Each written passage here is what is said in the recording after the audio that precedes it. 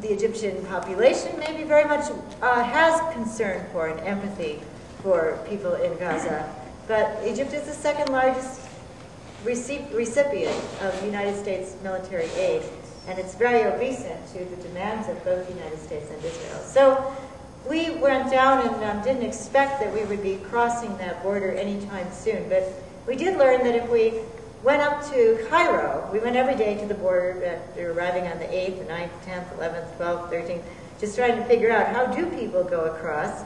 And we learned about the tunnels. If you had $3,000, that was one way to go kind of underground, a little bit out of my price range.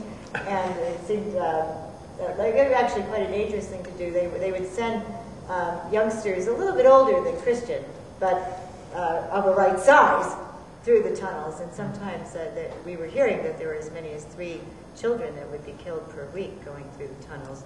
Sometimes the Egyptians, trying to clear out the usage of tunnels, would actually use tear gas, and people would be asphyxiated inside.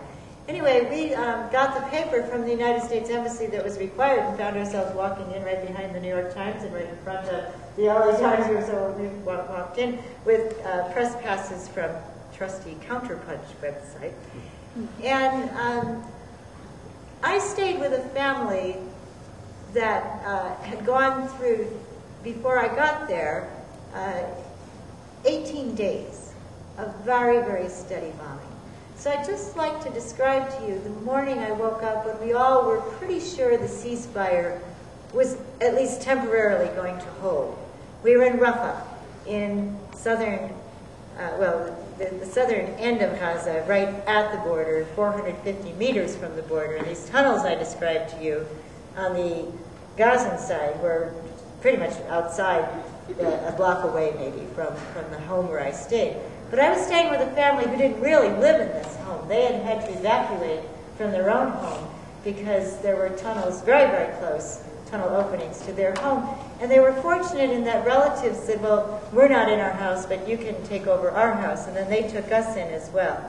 And so one of my most, I suppose, enduring memories, I hope it'll be an enduring memory, really, is waking up in the morning. And normally I'm an early riser, but I'd slept later. And I walked to the kitchen, and I could see the father, Abu Yusuf, sitting against the wall, and one arm around a son who was the age of Christian, and another around his older son, who was a couple of years older. And the daughter, she was just looking with pure content at the possibility of just sitting next to her father and with her family while her mother prepared breakfast.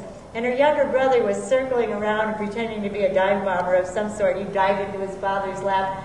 And you could see the mother preparing breakfast was just so relieved. Their family had survived 22 days of steady bombing. And these bombs, we timed it once every 11 minutes. Once every 11 minutes, beginning at 11:30 at night till 1:30 in the morning.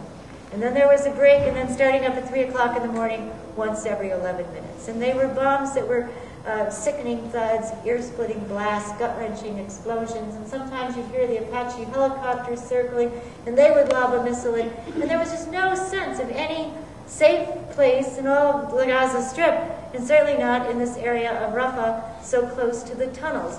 And so the mother felt for the first time, she just kind of sank into a chair, that she could finally relax for a day.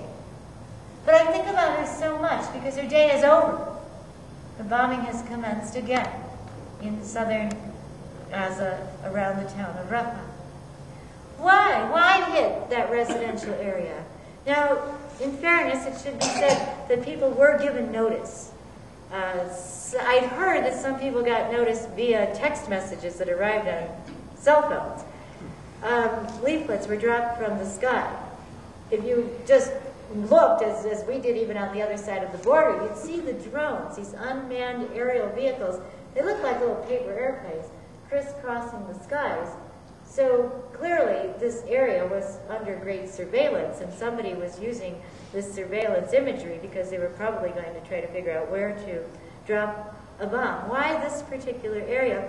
Well, I had learned when I was on the other side, on the Egyptian side, that there were 1,700 tunnels that have been done from the Egyptian side over to the Gazan side of Rafah. Rafah is a city, and it's bisected. It's cut in half by the border. Why all these tunnels? Well, this history bears some pretty careful scrutiny. I think the person who has written it up maybe most succinctly is actually former President Jimmy Carter. He had visited, in the narrative that he gives in a Washington Post article on January 7th, the Israeli village of Sderot, S-D-E-R-O-T, forgive me if I'm pronouncing it wrong. And he and his wife Rosalind had great empathy for people living in that village, because on the Israeli side of the border, rockets had been aimed and sometimes fallen right into the village, and people didn't know. They didn't know, and one of those rockets might actually hit and kill or maim or wound. And it was very, very frightening to live in that village. And Jimmy and Rosalind Carter expressed their sympathy and asked everybody else to feel sympathy for these Israeli families that live on the Israeli side of the Israeli-Gazan border, because rockets have been fired into that area. But then Jimmy Carter went on to explain that on June 19th of 2008, when a ceasefire had been negotiated, such that Hamas had said, okay, we'll stop firing rockets. And the Israelis had said, okay, we're negotiating this ceasefire in good faith, we'll open the border. You've been under siege, people in Gaza, for 16 months. And by siege, I mean cut off from goods that are needed for everyday life, food, medicines, fuel, tools, the means to have something like a normal life. All this was cut off because trucks couldn't go through the border crossing at Rafah. They couldn't go through the Eretz crossing. Boats couldn't come in through the sea. And so people had been sealed off and under a very, very tight siege. And certainly many of you, but I just want to say Susan, Dorothy, and I were in Iraq when it was under siege. And we could see, the children, they can't be held accountable for a government. We can see two very bright children in our midst, Alicia and Christian, but we're not going to ask you to be telling Barack Obama and the government of the United States what they should do tomorrow morning, okay? That to-do list is not something we expect you to come up with. Children aren't responsible. Never, never, never punish the children. And that's what was happening in Gaza. Children. Over half of the 1.5 million people who live on the Gaza Strip are children. And who was being punished under this economic state of siege that had been imposed? And anybody representing the Gazans had a responsibility and obligation to try to get a better deal, to try to get a ceasefire that would hold, that really would allow for those borders to be opened so that needed goods could come through. Well, the ceasefire was negotiated on June 19th.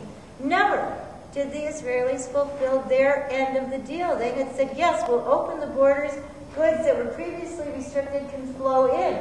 But it didn't happen.